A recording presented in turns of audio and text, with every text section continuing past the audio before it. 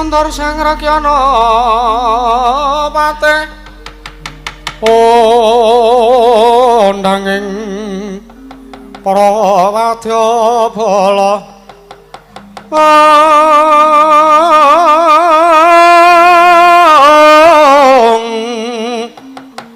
pasur tambur myang suling pepandhen talutak miwa bandera kakondro mawarna warna pindha jaladyan asri kawuryan ong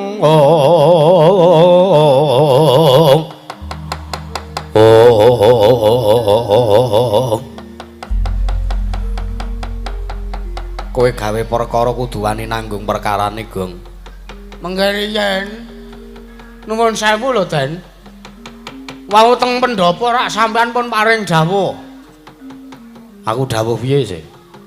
Lho jare sampean lahir batin saguh ngewangi bapak anggenipun badhe mbangun kahyangan nek ana pacobane sampean saguh mbantu bab nggon bagian kekuatan. Lah mongko niki pacobane ingkang pamaning Garbaruci kalih ingkang Waindarawati. Aku mbantu ki nek kira-kira Kakang utawa kakekne Semar wis ora kuat nggone nampa pacobane. Lho, ora aku tak takon. Pripun?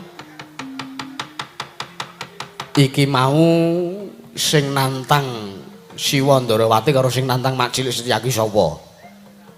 Ha sing nantang kula. Nek sing nantang kowe parigawe kowe kudu sing ngadepi. Mergo ngibarate ana tetembungan jagung bakarane tanggung perkarane. Wah. Pripun niku? Ngendikane sampean saguh sabantu karo bapak kok.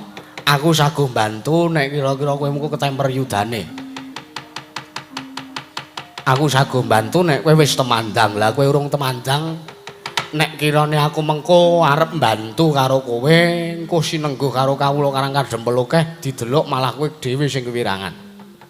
Coba. Antasena ki wong liyandrayan ya najan aku ki biyen wiwit cilik dimong karo kakekne Semar. Ning nek aku melu cawe-cawe tanpa ana palilah saka kowe utawa saka kakekne Semar, mengko malah aku mung kewirangan, Gong.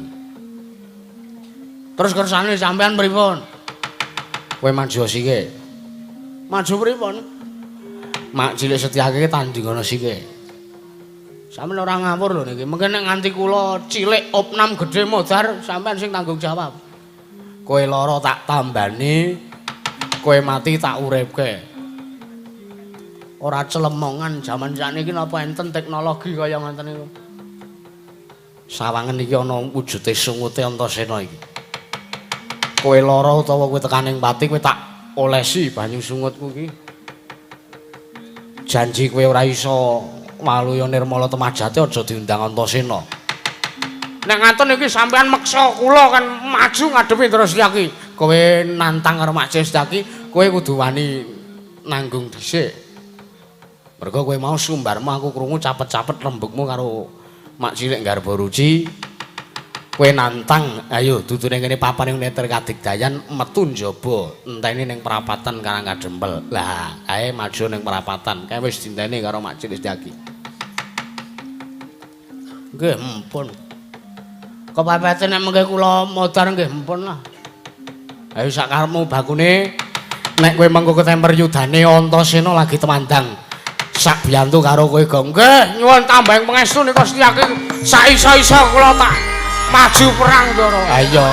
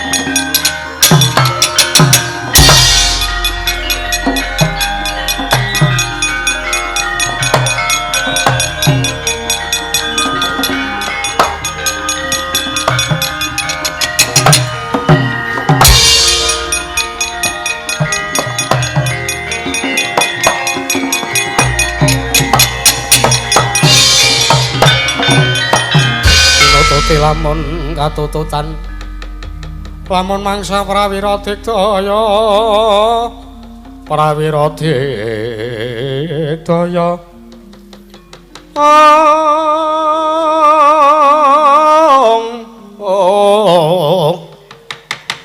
Ronanggono magawe kelari rawang wang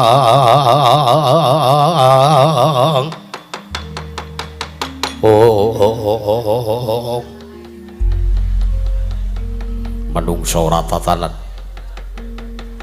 wani malangkerik ning ngarepane Senopati Ndorowati. Wani malangkerik ya men, ngopo kowe? Sing malangkerik aku kok sing repot kowe iki ngopo? Lho. Saja wis jeleh urip. Wis jeleh nyawang gelaring jagat seming rembulan. Kowe ngadepi karo Setyaki padha karo kowe wis sawego nyawamu bakal tak untapke ana ing kayanganing Bathara Yama. Ya ben, Bathara Yama Diwati iki tunggalku. Kok iso tunggalmu piye? Yama Diwati iki anake Semar iki. Gak aku ya anake Semar iki, gak iki adikku kakangku apa? Mbuh tunggalku lah intine lah. Areng apa kowe? Kowe ngundang Yama Diwati, aku ngomong karo Yama Diwati. Kowe janji njabut nyawane dulurmu dhewe. Rekmu tak jabut. Piye ora gleleng? Kowe wani karo Setyaki tak antem pecah siramu tinjung akhirat nyawamu. Bagong ki ora iso mati ya, Mas. Ayo. Iki nang kene papane wong neter kadigdayan, mau ning pendopo. Pendopo ki ora nggo regejekan, pendopo ki apike dienggo rapat. Pendopo ki apike dienggo wayangan. Pendopo ki apike dienggo resepsi pernikahan. Dadi nek kowe arep padu, arep gelut karo Bagong, dudu nang kono kae mau, nang kene ki. Ki prapatan ki. Disawang wong semene mbane. Di streaming sing delok wong 3.800. Do arep ngerti kepiye gelute Bagong karo Setyaki. Menungso ora tatanan. Ora minggat saka pangarepanku lakon ning kene marganing patimu. Ya, ora mati, jabuten dhewe legane ati.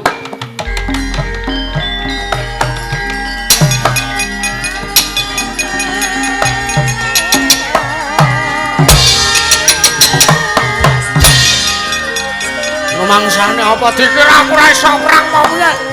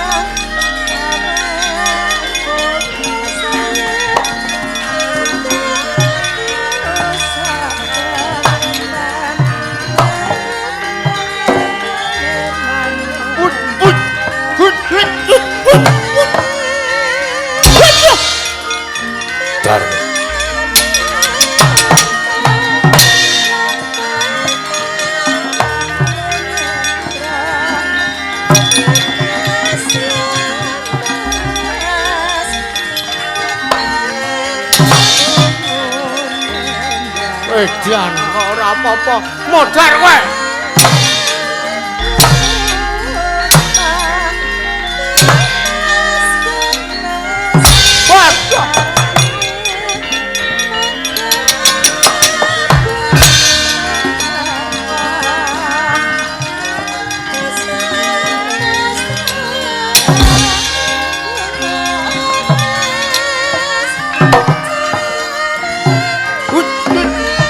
Aku ki pinter endok.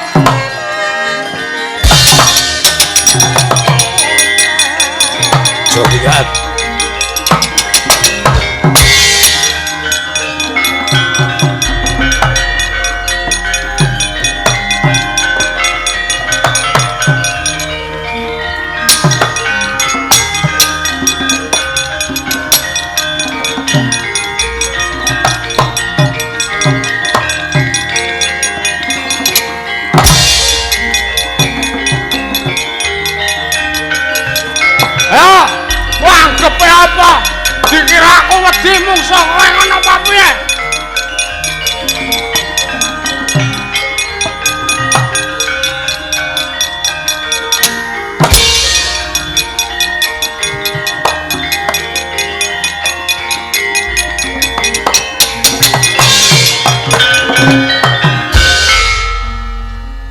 Ngopo kowe kaget?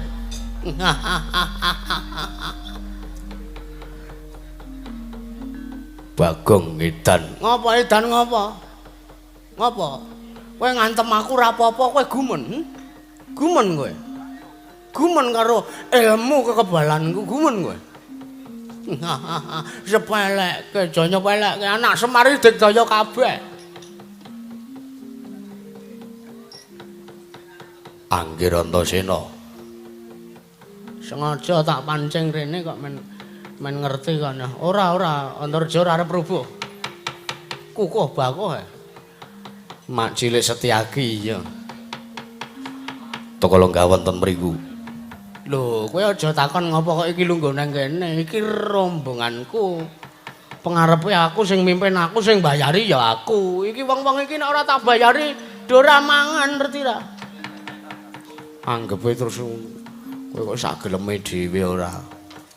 Kene mundur sik kene. Nuwun manggih. Kok saged mbelani dumateng Bagong. Ora kok mbelani. Iki duwe inisiatif dhewe karo sing ngomong kecilik ki aku Dadi kowe ngantem karo aku mulasara karo aku sing ora trima iki terus kuwi sing ireng kuwi terus sing mburi dhewe kowe. Muni sing ireng pisan ora potol dasmu. Mboten, Ndara, mboten. Niki ming anu, ming carane nggih ngrekadaya nggih apa kowe mengintim medan-medan ini kok. Mengintimidasi kalih Setyaki niki mangsane apa? Parat. Durung babak kulitmu, durung putung balungmu. Kowe wadul karo bendaramu. Ora kok wadul, Mas. Sampeyan jan sengaja rene. Diplomasiku kowe. Aku perang rada kepojok sithik, kowe tak giring ning kandang macan. Kono. Kono aku tak ngombe es teh. Mangsane apa? Anggepe wis tekan kene ya kudu wani nandangi kok. Nggih to, Den? Iya, ning kowe menengo sik cangkemmu. Nggih. Mak cilik Setyaki sajak mulasara karo Bagong. Nur manggih. Kula mulasara wantun kalan pun ponokan Bagong. Dasaripun awit ponokan Bagong mriku ugi wantun nantang kalian Koko Prabu. Koko Prabu Ndrawati mriku sesembahan kula. Koko Prabu Kresna mriku ratu Gusti kula. Kula mriku derajating senopati. Kula mriku ingkang tansah kedah ngayomi dumateng ratu Gusti sembahan kula. Menawi kula mendel mawon boten wonten ginanipun anggen kula madheg senopati. Engko sik. Sampeyan kena mbelani sesembahan ki entuk wae, ora dosa kok. Lek ora kleru ora dosa. Ning eneng paugerane sartane ana pernatane.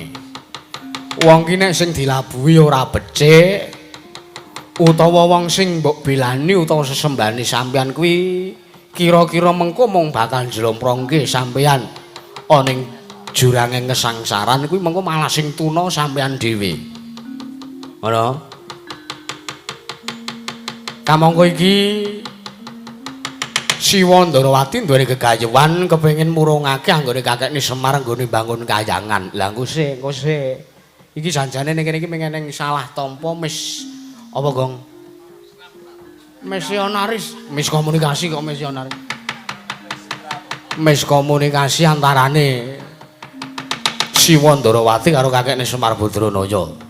Kamangka niate kakekne Semar Badranaya arep bangun kayangan kuwi ora kok arep ngungkuli karo panguwasaning para dewa kuwi babar pisan ora. Nanging mung arep mujudke kahanan sing ayom ning Prajanegara Ngamarta, cilike ning Pedhukan Karangkadempel. Ana gegayane kakekne Semar sing agung kaya ngono kok dipaido karo Siwa Ndarawati ki nek cara aku ora duwe wibawa, nek cara aku ora duweni bawa laksana minangka Nalendra. Kamangka sampean wis kadung nglabuhi, kamangka sing sampean labuhi sing mbok belani kuwi wonge nandang kaluputan. Malah sampean tega, tegel, wani mulasara karo Bagong. Lho nuwun sewu Mak Cilik. Bagong ki ambek derajate luwih cilik tinimbangane sampean. Bagong ki arep ming ponokawan sampean senopati. Ning Bagong luwih tuwa tinimbangane sampean. Lola laline mengko nek Bagong lara ati sampean malah kuwalat mergo sampean wani karo wong tuwa. Dirungokke kowe. Wah kuping kebak cureg dadi ora iso nggo ngrungokke. Dirungokke karo wong tuwa ora kena wani. Wong anggere diomongi sithik prinsipe ora gagas. Ora gagas. Mangsane apa karo wong tuwa kok tenane. Wis rupane elek, cangkeme ya elek. Sapa kuwi, Gong? Mbah kae. Sing kulinane muni ora gagas. Ora gagas. Anggepe apa kowe? Penggalian saiki pikiran. Nglabuhi Nalendra, nglabuhi Ratu Gusti. Sing jeneng ratu kuwi ora mung sak jamak lho marang menungsa. Menungsa kuwi dengan ina lali salah apes lan mati. Kalau mangsane ya ora ndidit barang. Mulai iki mah dit saweran tak mlebokke ngetasku sik kabeh. Terus engko le ngedumke ning kanca-kanca. Engko kanca-kanca entuk efisiensi saka aku. Kowe iki ya kurang ajar nek kaya ngono kuwi, Gong. Ya ben mangsane apa? Ben ngrasake. Sampeyan penggalih. Nek iki mengko nganti ana apa-apane mergo sampeyan wani karo kakekne Semar, wani karo Panakawan, sampeyan kena walating dewa, malah sampeyan dhewe sing kapitunan lho Mak Cilik.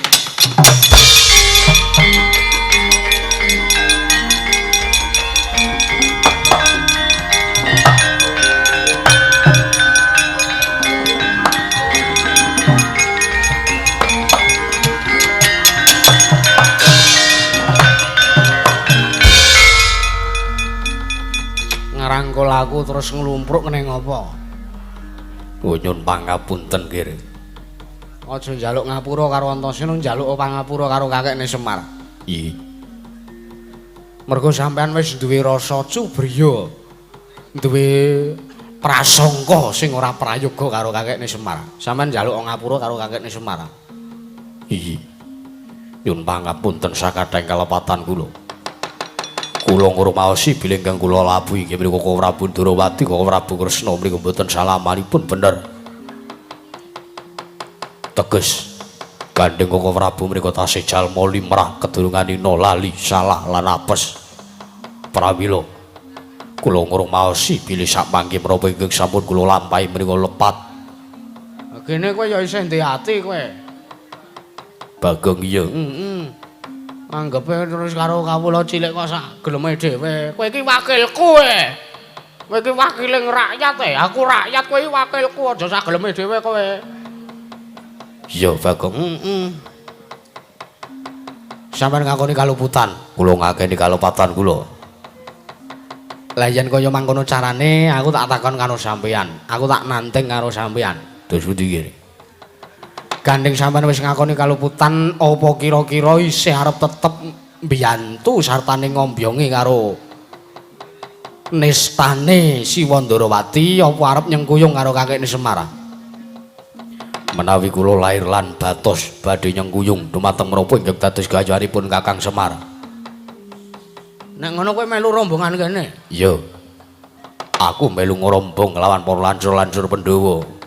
Lah nek arep bergabung iki ana tiket masuk. Tiket masuk tegese piye? Ana apa jenenge iki? Cara dene ana ora gratis lah. Ning aja seru-seru ndak krungu iki. Kepiye Bagong? Ah iki mau napa niku jenenge? Sakderenge Ndara Lancur Pandhawa niki gabung kalih rombongane Bapak. Niki wau nggih do maringi. Maringi apa? Duit apa meneh?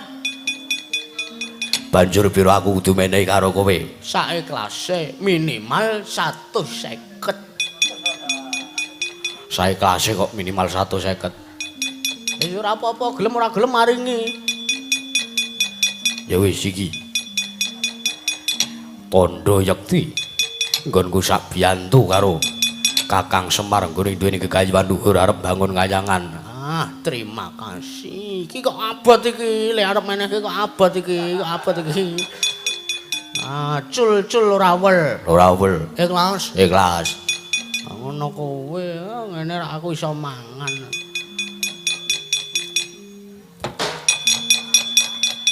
Ngapa culuk? Napa Ndara? Aku nek kaya ngono caramu ki aku malah gah ora sudi ngewangi bapakmu. Nggonku mbantu karo kakekne Semar ki lahir batin ora kanggo kaya ngono kuwi nan. Ayo balekke. Alah, wong arep golek sego samplokan ki kaya sidate balekke apa ora? Nganu lho Ndara ming 150 lho niki saestu ming 150 ming ajeng kula nggih tuku udut beras. Balekke, ora balekke malah aku bali ning kesatran Randu Gumbala. Ora sida ngewangi karo bapakmu. Piye iki? Balekke ora. Ora to balekke malah nyawamu sing dadi jole. Wah. Ming dit 150 kok arep toh nyawa. Nyawa ki. Sing 50 alah lanyon gagelaken. Ming ngabrakan dhuwit kok ora. Nek sampean lahir batin nyengkuyung kakekne Semar, mesine sampean kudu ngetokke lelabuhane sampean ana ngersane kakekne Semar Badranaya. Nggih. Samangke menawi wonten pacobanipun menapa kemawon, kula ingkang sagah ngunduraken gandeng kae utawa Siwa Ndarawati sing dadi pacobane sampean gelem ora gelem kudu ngundurke. Nyuwun pamit.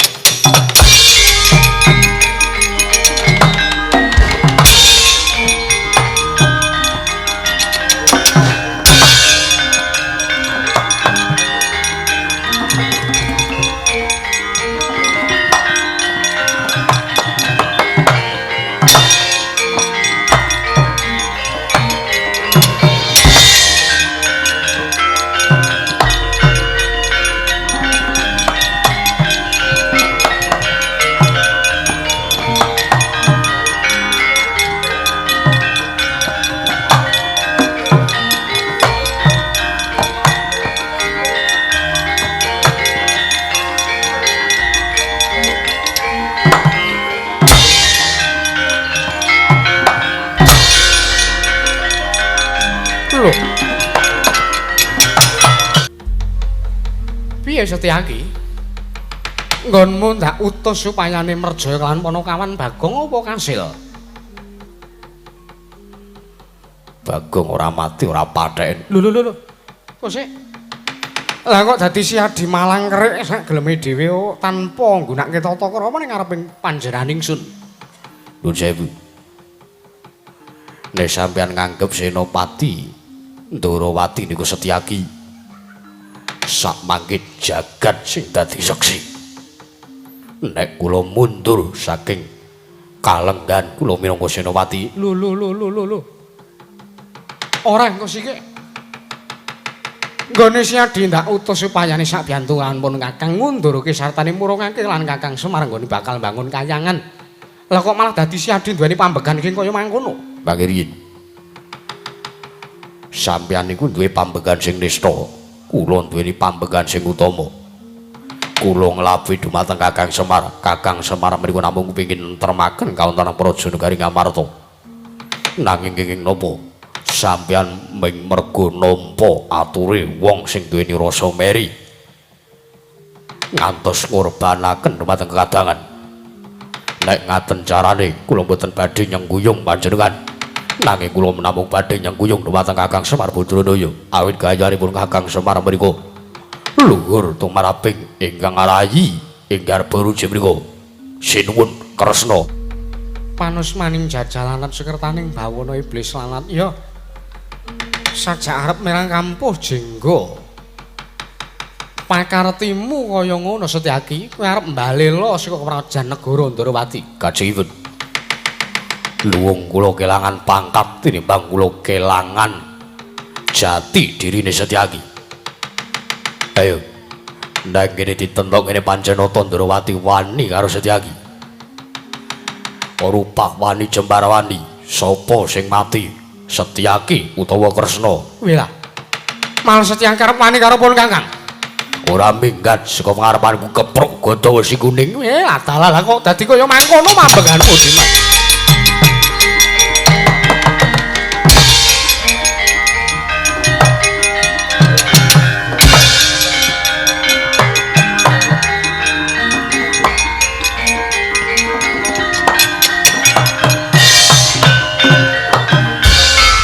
Anggepe apa ya?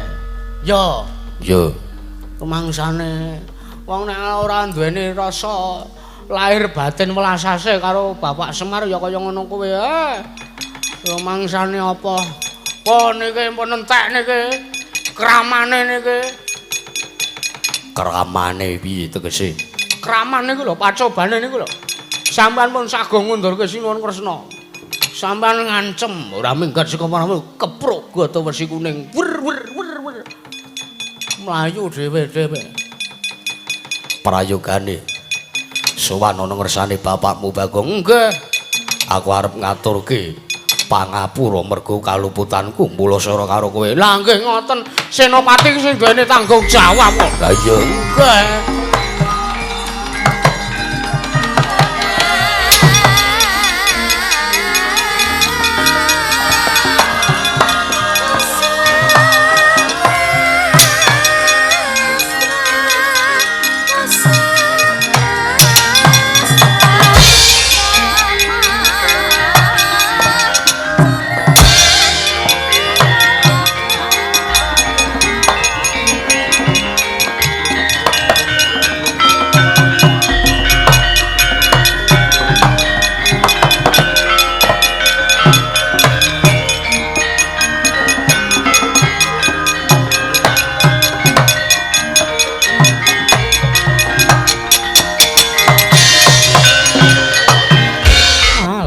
Pangestu Ngorwayahu Bathara Jagat.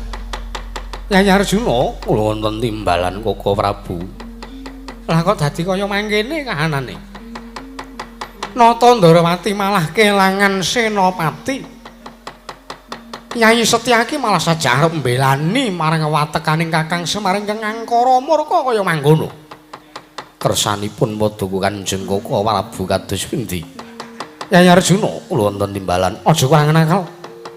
Aja kurangen pangreka daya karti sambeka kinarya murungake Kakang Semar. Nggone bakal mbangun kayangan kersanipun. Ayo tak nganti sowan ning Kayangan Surdaya. Sowan ana saning Kanjeng Ibu Bathari Durga. Njaluki Diwali sartane senjata pitulung ana kersaning dewaning Godha Pangrencana. Marengaten binjang napa anggenipun badhe budal. Arjuna ora ketang sambung bocah lintang tumene ayo tak kanthi dina iki Yayi. Monggo kula dherekaken Koko Prabu.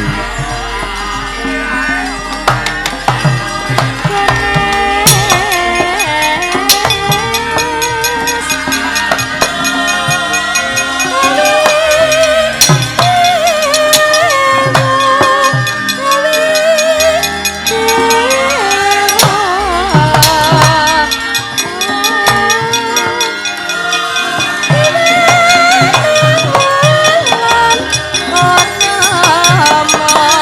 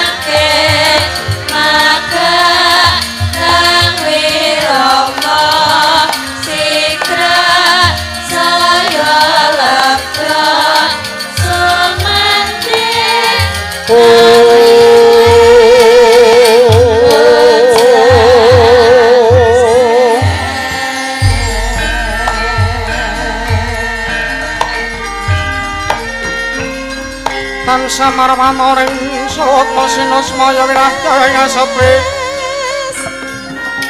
sinimen telenging kalbu pambu kaning marana tareng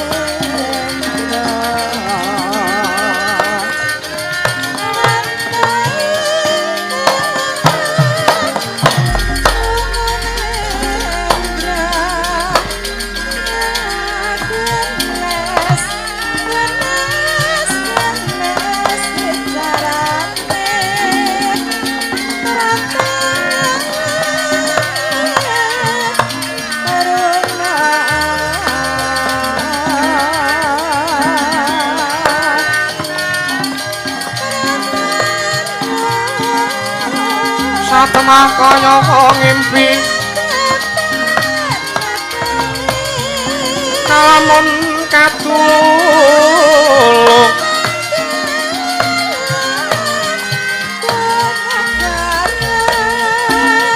Pandhawa mulat sirnaning lawan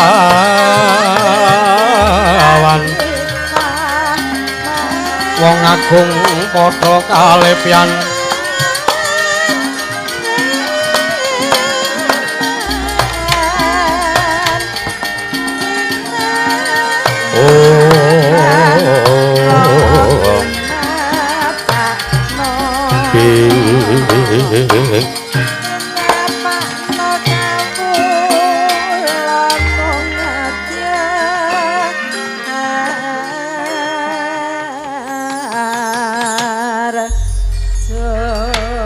Dadian kala Rudra Mas Patik Raja Dewaku batope bet layak to layak ana ing madyaning Kayiwangan Surdaya kesasapan hawa panas kaya-kaya diobori batope bet jebul tinemuri ana titah pujangkara ingkang sowan mlebu ana ing wewengkon Kayiwangan ndandang mangore ya ing Kayiwangan Surdaya kamangka mboya panglingkang sowan iki wayah ulun Ratu Ndarawati Prabu Sri Bathara Kresna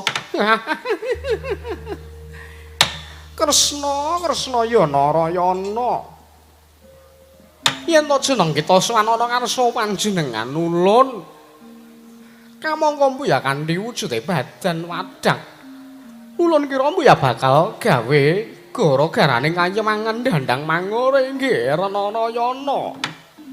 Nunamit pasang kali mantabe. Tinebehna ngiladuni dumawang tawang towang. Tinebehna saking siku denda. Paduka Kanjeng Ibu Bathari Durga. Nunang nggih. Sewu-sewu lepat diagung mangaksami Kanjeng Ibu. Wondene sowan kula wonten ngarsa paduka damel gelaning manah paduka Iwang Mikulun Bathari Durga. Ya ora dadi ngopo nggih, ora dadi ngopo najan to. Oke saking sangjane para bajul barat jem setan pari-prayang iki padha nungsang puyang numpuk bentus gudel bingung merga sangka hawa panas. Ingkang dirasake dening para bangsaning berkasaan. Nanging sowan kita gawe pun ibu remen nggih, gawe pun ibu remen. Inggih. Kepareng kula ngaturaken sembah sungkem pangabekti kula kunjuk sandhap padha paduka Iwang Mikulun Bathari Durga. Ya nata Ndarawati ulun tampa Janaka padha Rarja sang prapta kita Janaka tansah pinayungan ing kawidaden. Niring sambikala sawanipun ingkang wayah ing Madukara Pandya Bathari. Batu-batu aja njeluk Pandya Bathari ngono to. Gawe panjenengan ulun mriko sampane gawe panjenengan ulun jika lan marke mungkun panjenengan ulun bakal saya pejah kok lan jeneng kita Arjuna cah bagus Inggih. Umpama jeneng kita ki derajating dewa. Mesti wae wis sajuga karon sing lan panjenengan ulun. Inggih. Kepareng kula ngaturaken sembah bekti kula kunjuk. Ya ulun tampa cah bagus ulun tampa batu. Arjuna wonten timbalan. Pipimu sing tengen kuwi kok mblabuk kuwi kena ngopo? Nuwun sewu menika wujudipun pupur wedhak. Batu panjenengan pangapuramu ya Janaka yen to panjenengan ulun ngambung sak gelem iki lan jeneng kita. Mergo pancen bagusmu marana sing nandingi. Inggih sampun ngantos ngalembono dumateng ingkang abdi. Iya. Ora kok jeneng ngalembono. Ternyata kasunyatane kaya mangkono. Mula aja mbok selaki gandeng kowe iki wong bagus. Wanita sak jagat klebu aku mesti bakal kapikut kelawan bagusmu batu. Inggih. Sabubare nggonmu sowan aja sowan dhisik. Jeneng kita keri, kowe dhisik ana Kahyangan Surdaya. Badhe wonten wigatos menapa? Panjenengan bakal sak pejagong lan jeneng kita. Inggih. Jeneng panjenengan ulun wis suwe ora nampa. Ya kowe iki mesti nyapa wujude nyapa ayo, mesti sak jabar kicik mriki. Mari jauh mawon. Nata Ndarawanti, kula wonten maring ngadawe Wandyawrari. Apa to kang dadi wigatene jeneng kita sowan ana ing Kayewangan Surdaya? Ih, keparang matur mugi mboten dadosaken cowaning penggalih paduka. Iwang pikulun Wandyawrari Durga. Ya mbuh ya dadi ngopo ya nggih ibarate. Ana madyaning Kayangan Surdaya iki tinarbuka korine Kayewangan. Mesti jeneng ulun bakal paring dawuh kelawan sapa wae ingkang mbutuhke kelawan sabiyantuning dewaning Gudha Pangrencana. Inggih. Sepisan sowan kula ngaturaken sembah sungkem mangabekti kula kunjuk Sandhapada Paduka. Iwang Wandyawrari Durga. Ya ulun tampa ndungkap ingkang angka kalih. Sowan kula menika sayekti saderengipun kula sonten ing Kayewangan Surdaya. Kula sampun sowan wonten madaning Kayewangan Suralaya inggih wonten ing Kayewangan Jonggring Saloka. Jalaran sowan kula wonten ngarsanipun Iwang Pikulun Jagat Girinata menika awit kula katimbalan pun kapiji sowan kula supados kula minggah wonten ing Kayewangan Suralaya.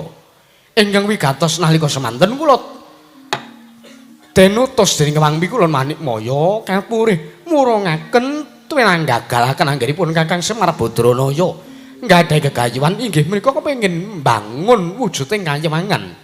Kamangka Wandyawrari Kayewangan menika rak dados papan dunungipun para Jawata, papan palenggahipun Iwang Pikulun Manikmaya lan Jawata sanesipun. Tartentu menawi kalaksanan anggenipun Kakang Semar Badrana badhe mbangun wujuding Kayangan. Nggih sami kemawon ngembari dumateng panguwasipun para Jawata pramila saking mriku. Gandeng sak mangke gagar wigar tanantuk karya. Anggen kula badhe ngendhakaken dumateng kamurkanipun Kakang Semar Badranaya. Paripaksa kula nyuwun sak biyantunipun Iwang Pikulun Bathari Durga kinarya nggodha lan ngrencana dumateng Kakang Semar Badranaya sampun ngantos ing sak mangke kalaksananipun badhe mbangun Kayewangan wonten Praja Negaring Amarata. Pandhaprari Buta Pandhatata Katiwisaya Indriyaksa Sara Maruta Pawana Bana Maragana Samirana lan warayang wisikan magulingan lima.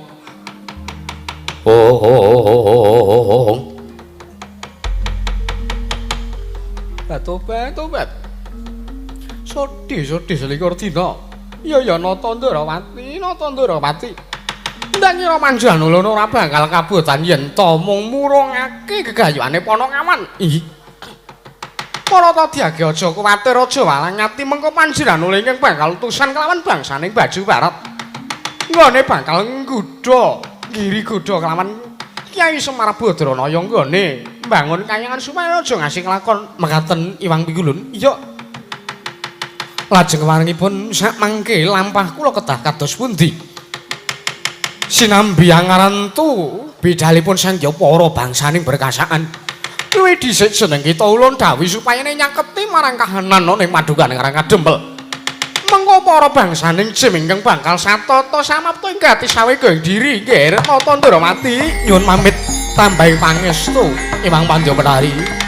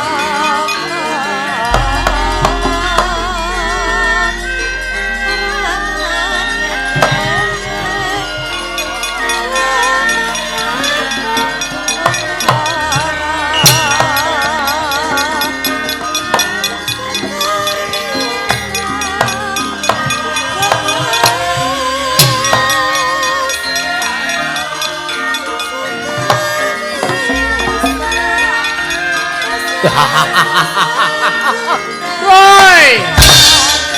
Wong, lho nuwun.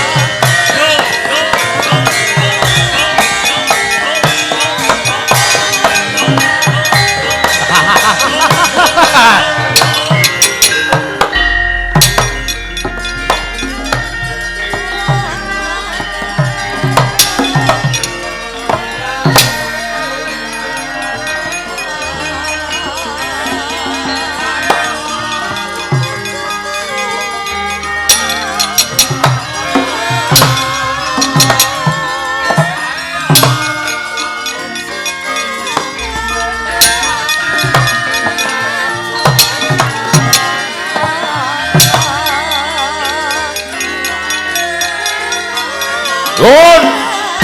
Woi!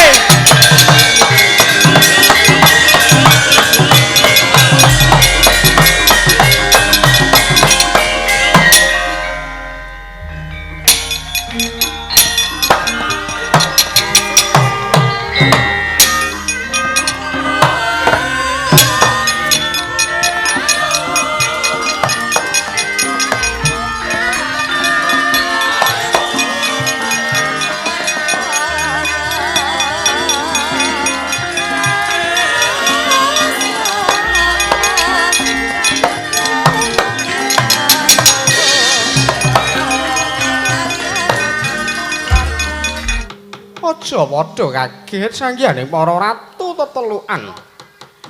Jeneng ingsun Piji. Ana ngarsa panjenengan ulun. Nun amit pasang Kalimantabe. Pandya-Betari. Ingkang abdi nalindring parang raja kula pun Prabu Bondan Sumirat. Kepareng nyadong dawuh timbalan Paduka Hyang Pikulun Bathari Durga. Semanten ugi ingkang abdi pun Prabu Panji Gelung nalindra ing jurang jeragah nyadong dawuh timbalanipun Hyang Pikulun Pandya Bathari Durga. Semanten ugi kula Pukulun wayang kula prada dhewe. Nek niki nuwun sewu. Kowe ora usah ngecek tak antil ndasmu. Ya ben. Ingkang abdi nalendra ing pancer wengi kula pun Prabu Lindhu Bandang. Nyadong dawuh timbalan Paduka Pukulun. Aja padha kaget. Sartane aja padha kan percaya nggonmu bakal ndak utus budal ngreka daya Girigoda kelawan Panakawan ing Karang Kadempel ora iku jaba. Ya kuwi Kyai Semar Badranaya. Kersanipun Hyang Pikulun Bathari Durga kadiwaran.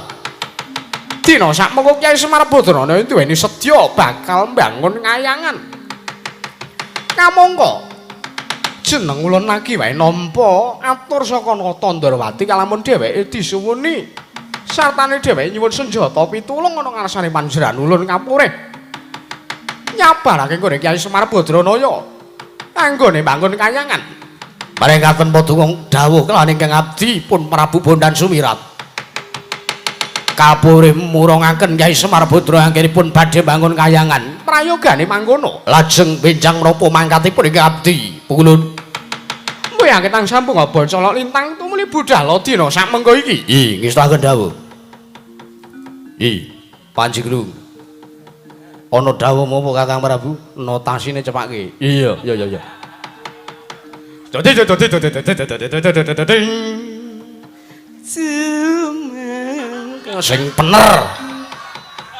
sing bener gak tempo ngoyo-oyo kok ndledek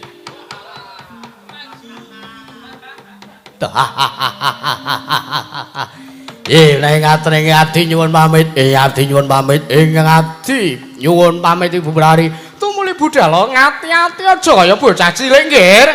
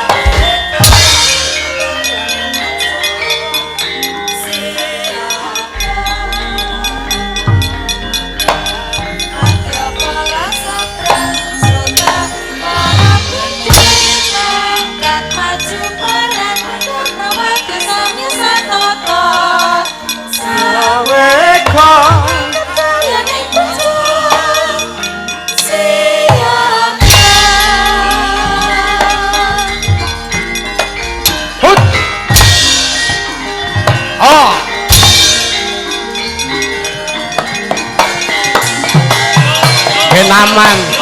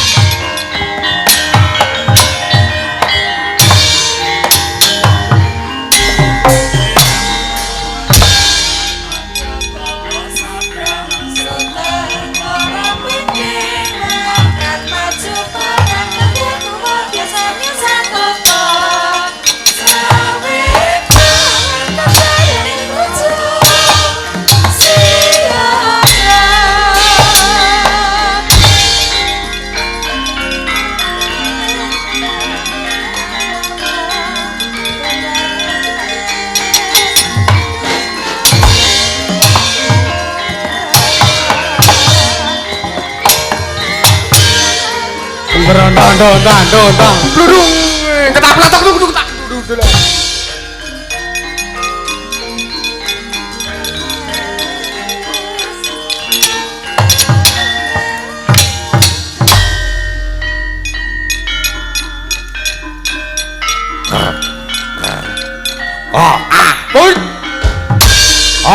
lanjut ayah itu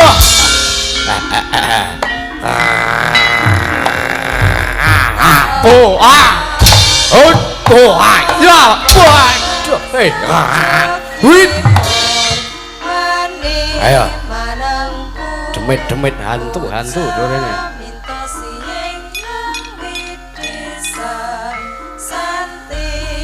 Urane awake iki kepiye karepe?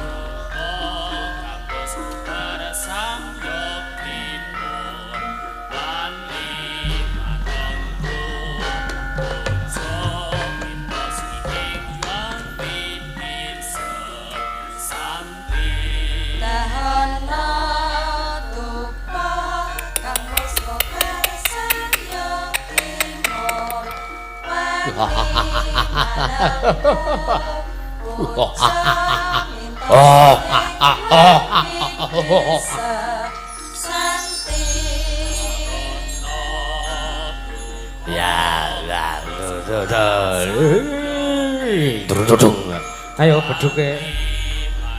Dang dang dang dang. Dang dang dang dang dang. Dang dang. Waduh. Ya, ada juga.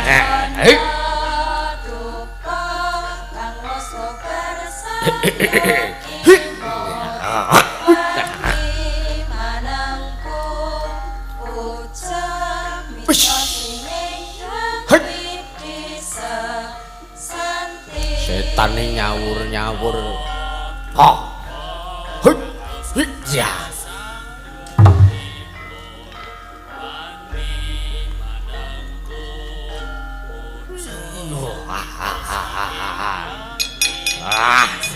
Wah, ayah, ayah, oh iya,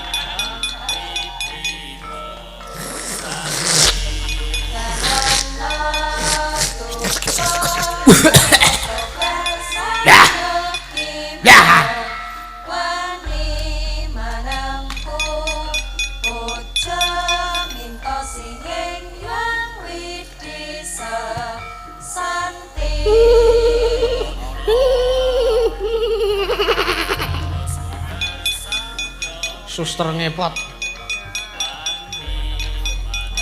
Waduh. Bagus itu, Pak. Bagus ini.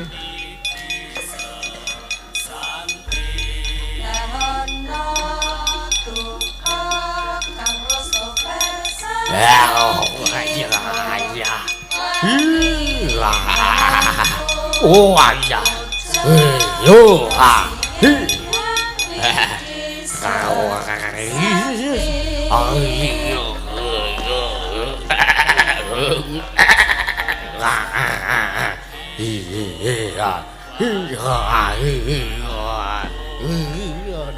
Oh, kisruh. Kisruh.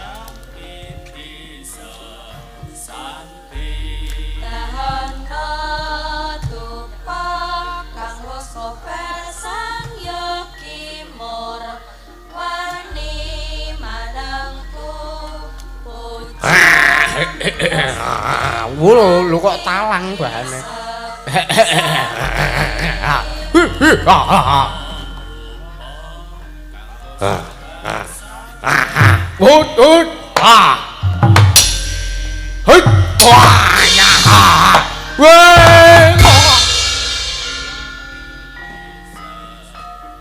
Demite wis entek.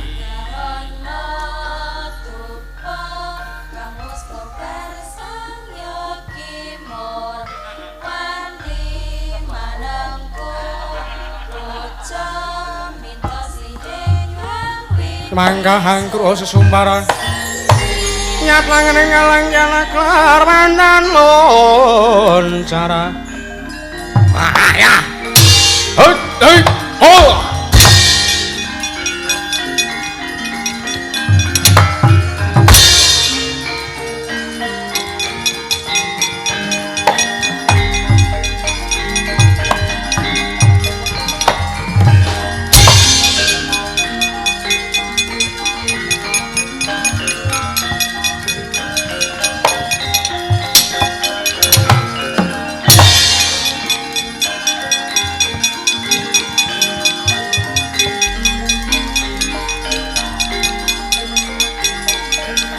oh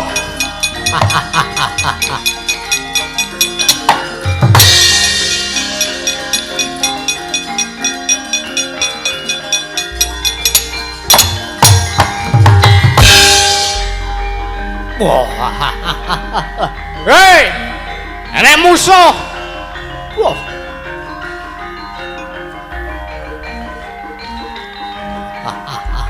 wih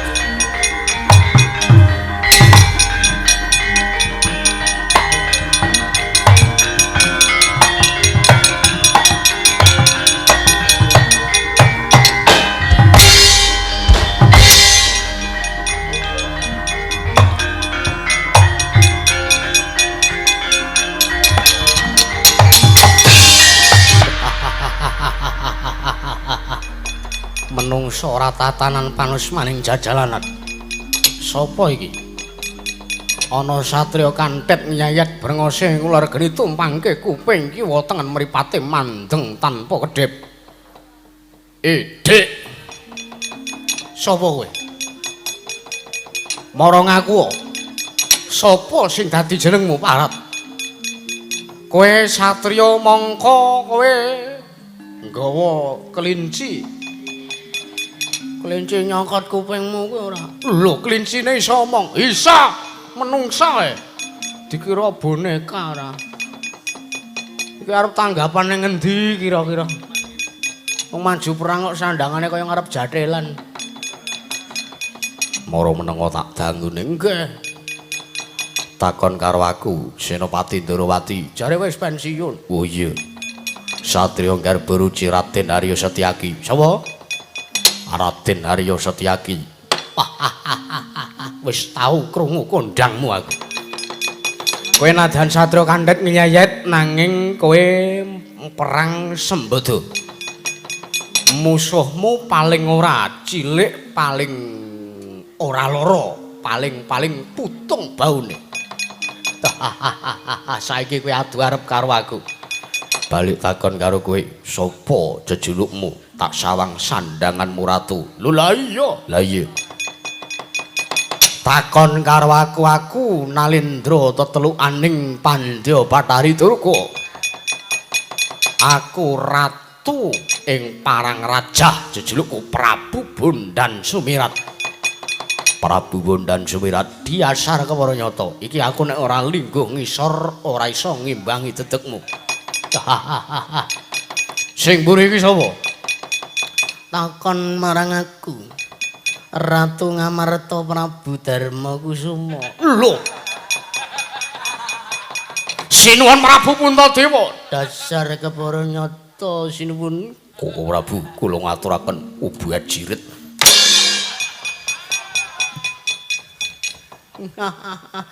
Aku Bagong aku. Lho Puntadewa kondange ratu niki bagus kok matane amba kaya kowe. Bagong kowe. Dasar kepara nyata. Ayo arep mungsuh Ndara Setyaki Sasati Sanjara Langit nek kowe iso menang. Setyaki. Ana barat.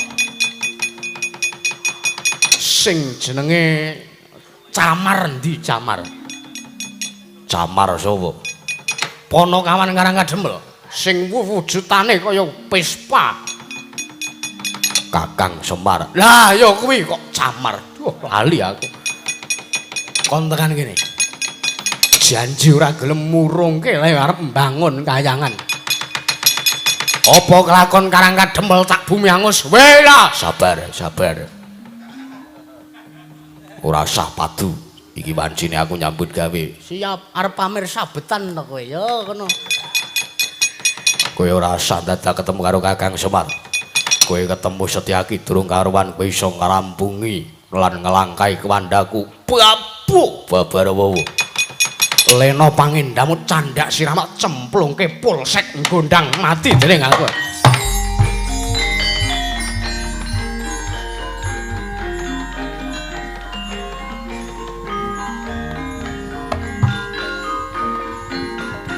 Wedang entek.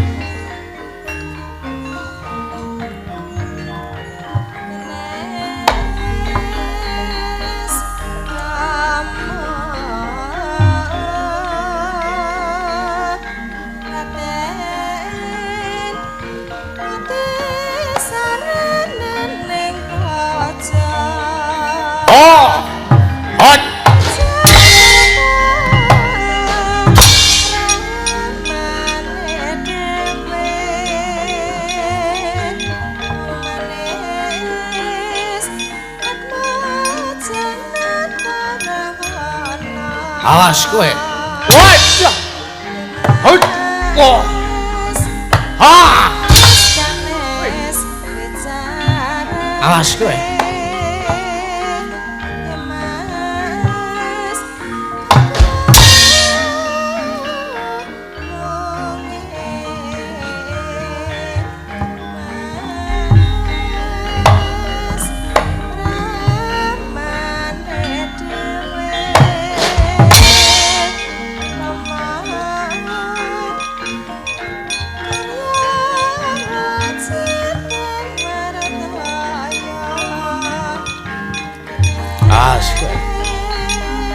Hit. Out.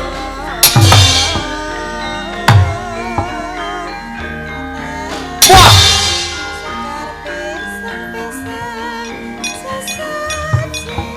Oh, pecah diadamu kowe, oh.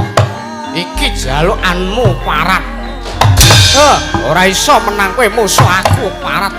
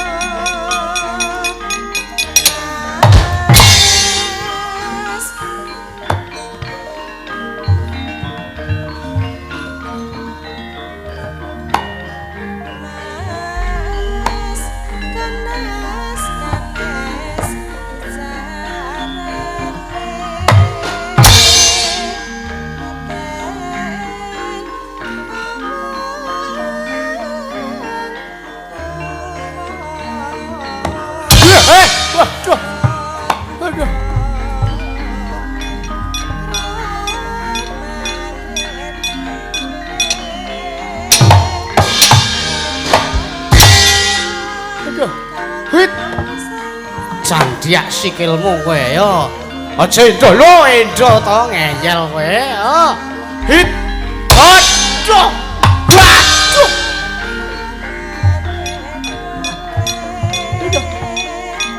Aduh. Oh. Waduh, mati aku. Hot. Hot. Waduh. Waduh. Awas lho, ada. Wah, aduh.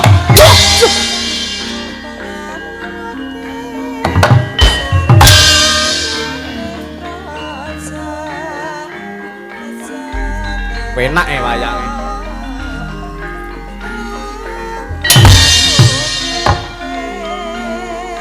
Oh.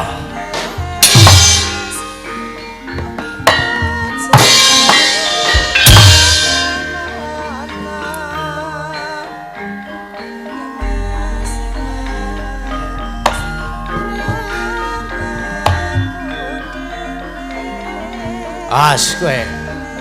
Hit. Biar. Loh, parat. Oh.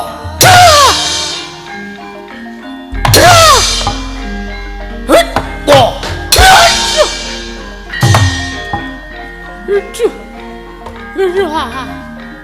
Aduh. Oh. Hit. Aduh. Wih.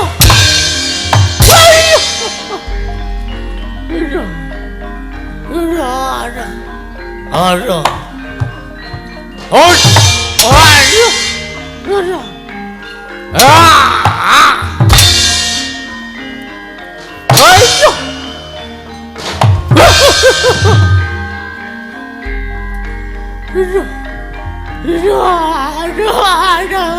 Bos, biar kowe. Hut. Londi kowe. Hut.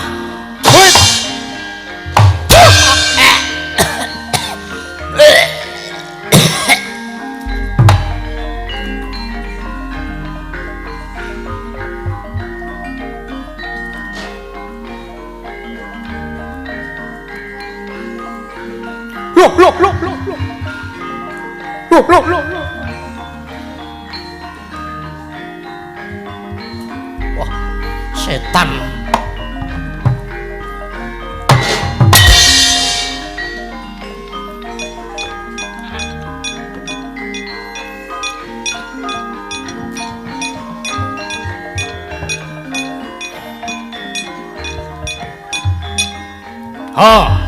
Yo. Wah, ora apa-apa. Patos tenan iki sajake. Yo, iya. Wadah. Mati aku. Ayo. Wah. Waduh. Aduh. Oh. Wah. Waduh. Oh, hot. Oh. Waduh. Ijo. Oh, modiar kowe, diar kowe. Lho di, wit. Awas. Oh. Hei.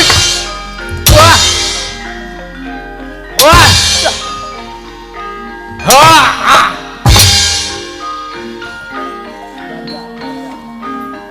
Aduh.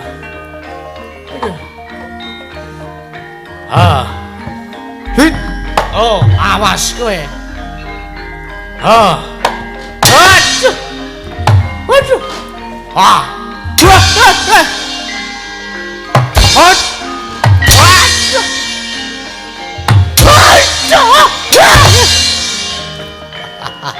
Yo.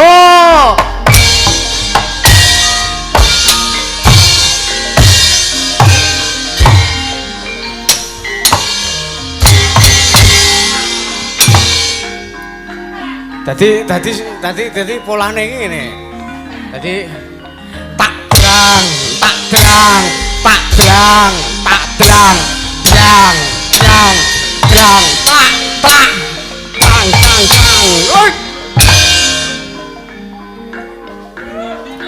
Makaten sih Ndara Wiyaga.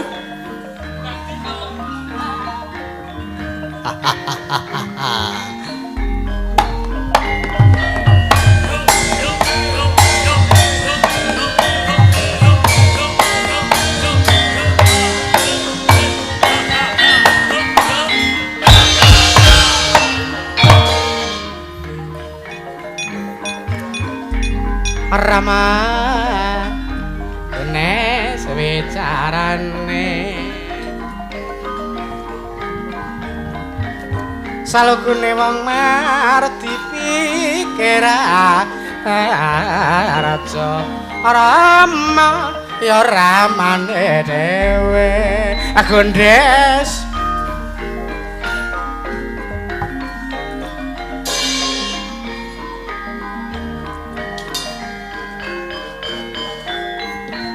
Rene kowe. Hit. Siar kowe. Oh. Hit. Ut.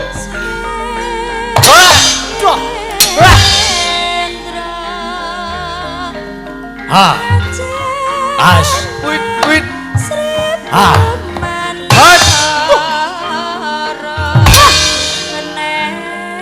Hat. Aduh.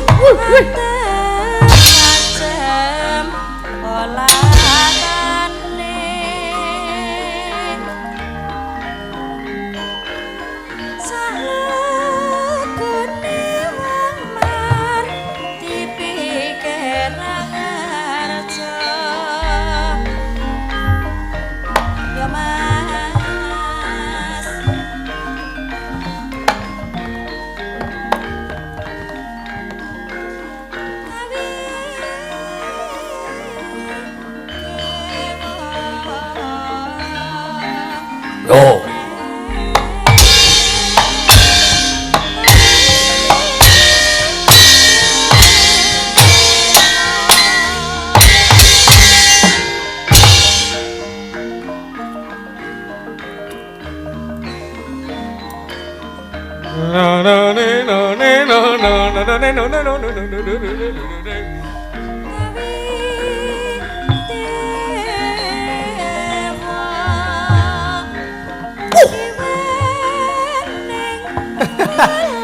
Kiadamu emeng cilik ngono. Ya ben.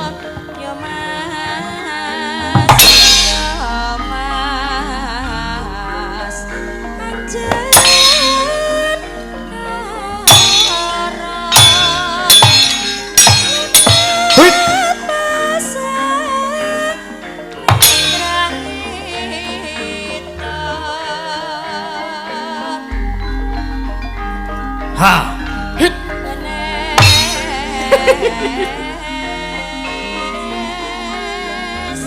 Wis dinae rokok sebungkus masa ya iso meleset.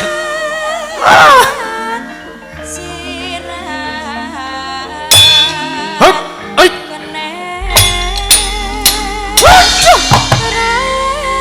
Wah. Waduh.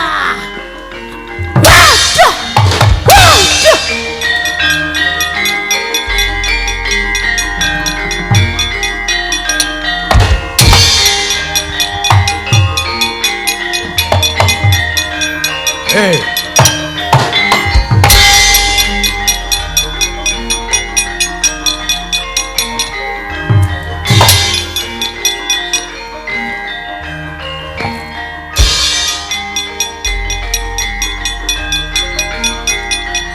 Amuk.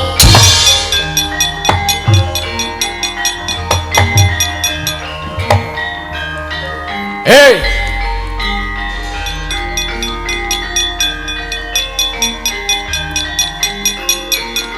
Wah.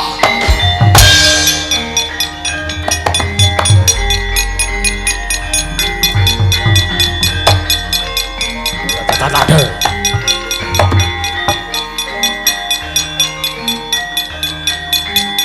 Sopo iki parat? Satriya sisik ngadepi marang Prabu Panji Gelung. Sopo kowe? Antarja. Satriya jangkar bumi. Wah, kok ling gleleng. Dumeh pilinganmu ana bubukane. Ya, ya kowe. Amuk legane atiku kowe. Aduh.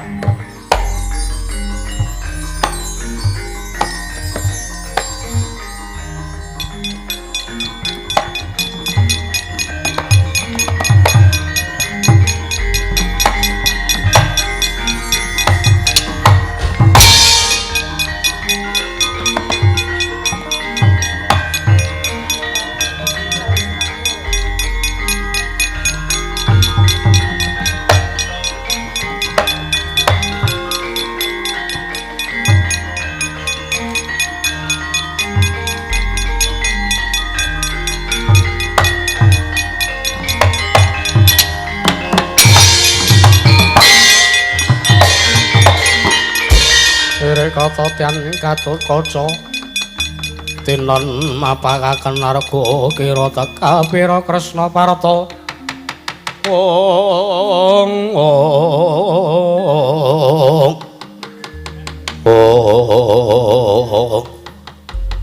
jageger kaya tugu Sinungkarta Sang Raden Gatotkaca ing pringgondani nalika semanten namung ngalamun tanpa upama karanten nyumurupi bledug mangampak-ampak ingkang tumekeng perapatan padukaning Karang Kadempel nalika semanten Sirna Wejeta ing bledug mangampak-ampak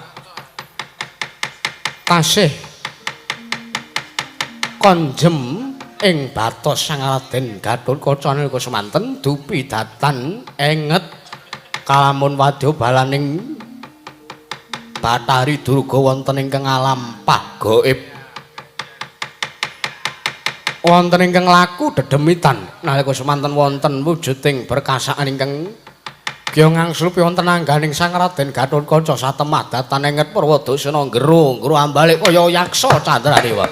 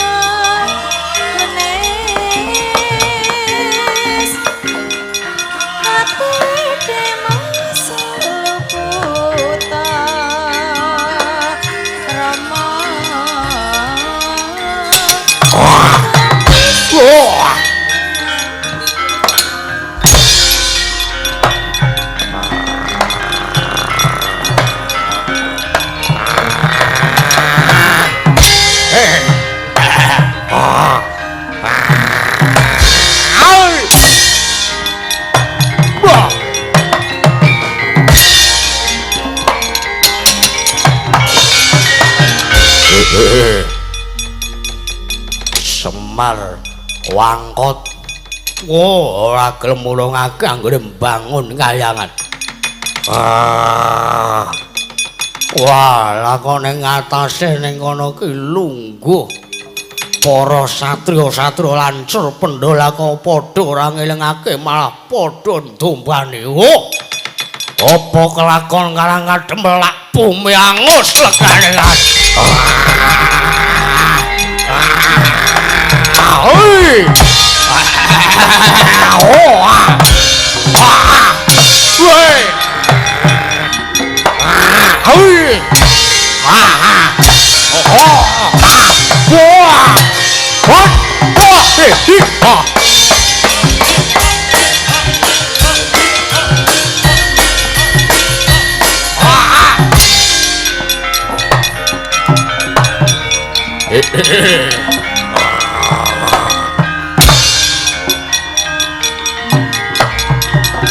Loh, Kang.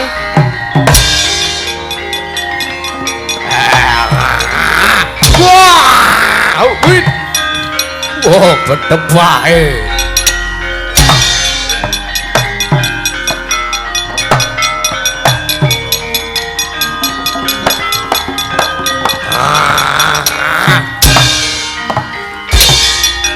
Wah.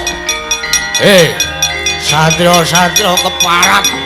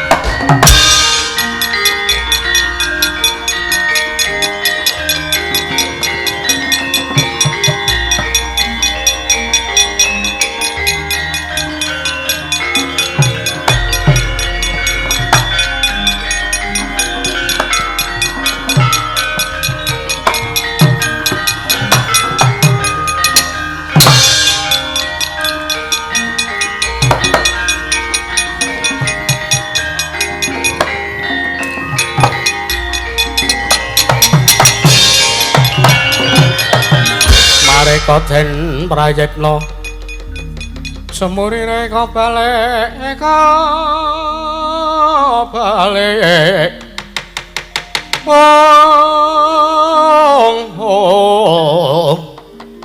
Tityane gandayane Trisunya Purnama sasi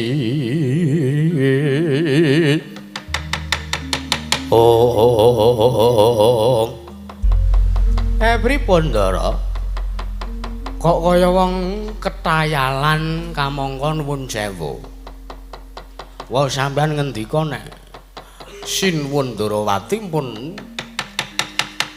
minggat utawi nuwun sewu pun kesah saking Pedukuhan Karangkadempel. Kek wonten dawuh ketiwasan niki kanane. Lha pripun? Eneng parepatan Pedukuhan Karangkadempel mau sekawit ketekan kraman Wadyabala saka Dandang Mangure. Nggih. Wadyabala entek tak singkirke karo Kakang Gatotkaca karo Kakang Antarja karo Mak Cilik Setyaki. Wekasan entek tanpa sisa. Wadyabala saka Dandang Mangure ning anehe kek pripun Ndara aneh pripun Kakang Gatotkaca kaya wong ora enget Kakang Gatotkaca kaya koncatan yoni kaya kelangan jati diri lha pripun Kakang Gatotkaca ngamuk punggung kek aku diantem dadaku ora sak lumarahe Kakang Gatotkaca tegel mlasa karo adine dhewe. Aku diantem dadaku. Aku kontal ambles bumi. Ning kuciwane kae malah Mak Cilik Setyaki dicokot ora gelem ngeculke kae piye kaya ngono kanane. Ya Gong. Wah, jan wis. Wah, jan wis. Wis jan wah. Kanane wis kaya anu kaya mer kaya nek jatilan dadi ngono kaya mer. Pripun kawontenane pripun kaya-kaya Kakang Gatotkaca ana ing angslupe kae tansah marep pamoring sukma sinaksma ya winahya ing asepi ndumuk kuncung bareng sinimpen teleng ing kalbu pambukaning warana apa waranda iki lambemu menengo tenan. Nuwun sewu, Den. Piye kae? Sejatine niku pancen senes Ndara Gatotkaca sing ngamuk. Lah rak tenan. Mergo aku ya nyono yen to Kakang Gatotkaca ora mungkin duweni pambegan kaya ngono. Ah iya. Nuwun sewu, nika enten bangsaning perjineman ingkang angslupi angganing Kang Raka. Pramila kinarya syarat-sarana Kula nyuwun tulung kanthi sanget mangsuwan teng negara Ngamarta. Mangsuwan ke ngampil wujuding pusaka. Inggih menika kang aran pustaka Jamus Myang Jimat Klimasada. Keneng apa dadak nyilih pusaka kuwi pun boten sah kakehan gunung sing tanpa guna. Isane Kang Raka mari nggih ginake pusaka niku Ndara. Ya nek ngono aku njaluk pamit kae. Ngatos-atos. Ngapunten lho malah ngrepoti biasa.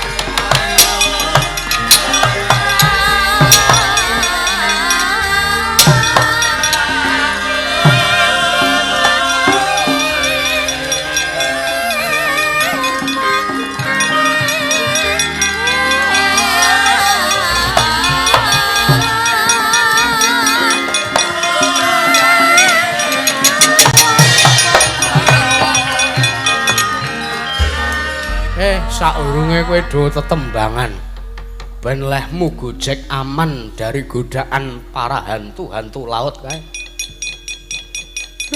Kowe do tak nehi gawean. Gawean apa, Pak? Gawean apa, Pak? Golek janur sak oke-oke. Terus saben omahe kawula ning Pedukuhan Karangkadempel nggon blandare talenana janur. Merga iki nek kowe nyawang kanthi netra batin demit-demit ki do teng sliwer. Enek sing uda, enek sing marai pengen. Pengen ngapa karo demit kok ya duwe pengen ngrampungi perkara tole. Nggih Pak, ngesoke dawuh, Pak. Nek wis Mangsa borong oleh mudho arep seneng-seneng kono. Bakune aku tak nyuwun ana ngersaning Gusti sikit oleh.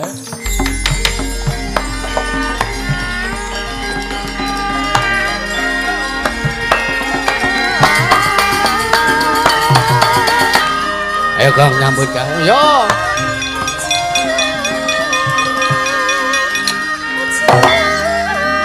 Balane. Wah, kowe iki ora trampil.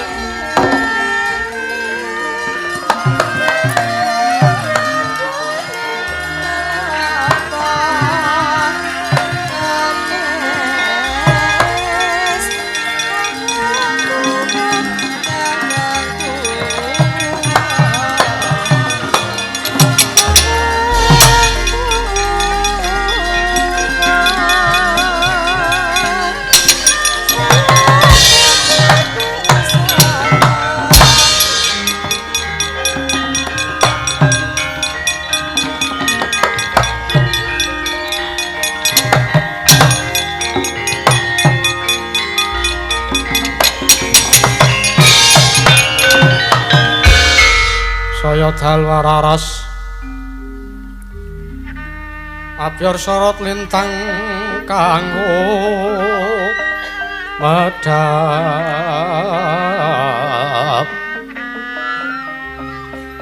titi sonya madya aratri lumrang gandaning pos pita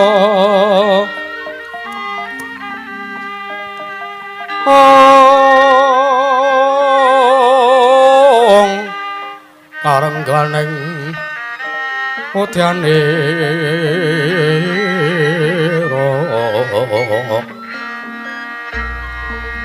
sang tejo warong brangan lir swaraning madu bronto manungsung sarining kembang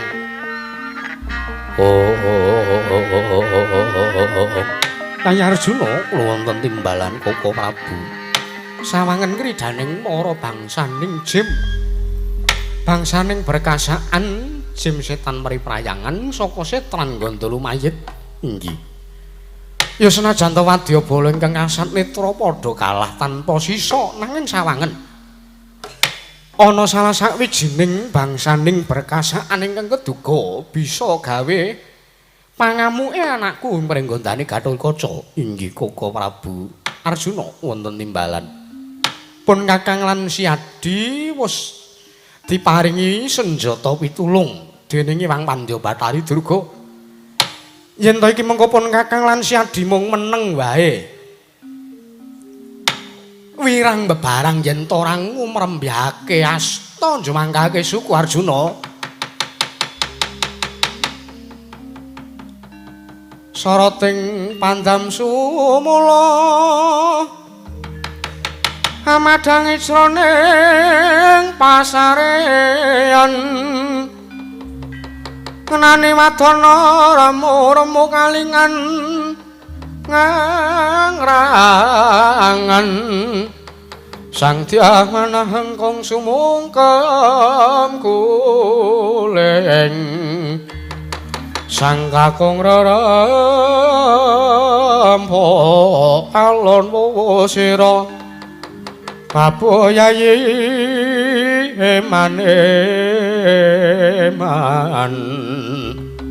maneman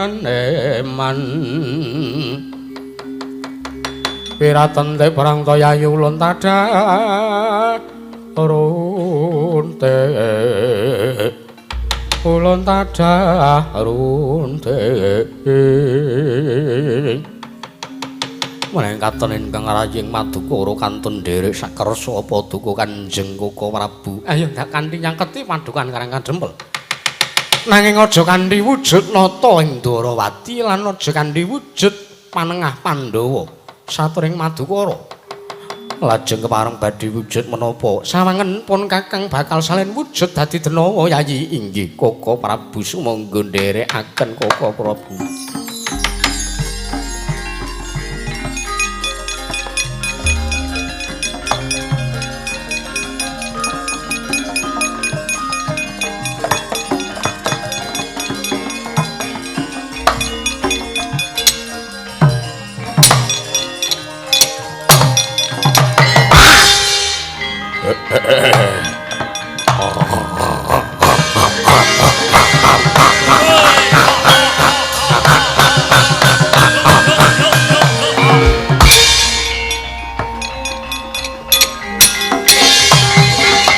Rasa guyu kalang rong taune dadi buta joget ya gak wangun.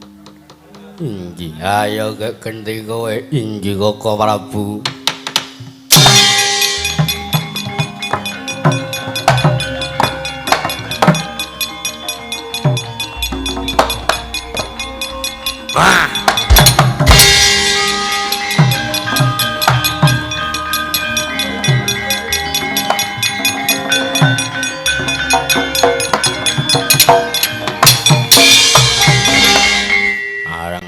Jeneng sapa? Amangga kersa.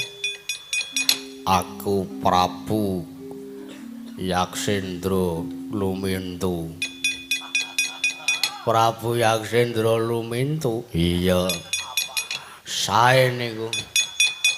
Kowe dadi patihku wae ngono piye? Anggih sae niku, Pak. Kowe nganggo jeneng Patih Yudha Kethu. Patih Yudha Kethu. Iya. Lho la iya, inggih. Kakang Prabu Yaksendra Lumintu. Apa Yayi Patih Yudha Kethu? Yudha Kethu napa Yudha Kethu? Yudha Kethu. Nderekaken ngendikanipun badhe budal ndelok jatilan. Oh, kula kalian panjenengan pemainipun ora sakokean gunem sing tanpa kun. Semar digiri godha ya.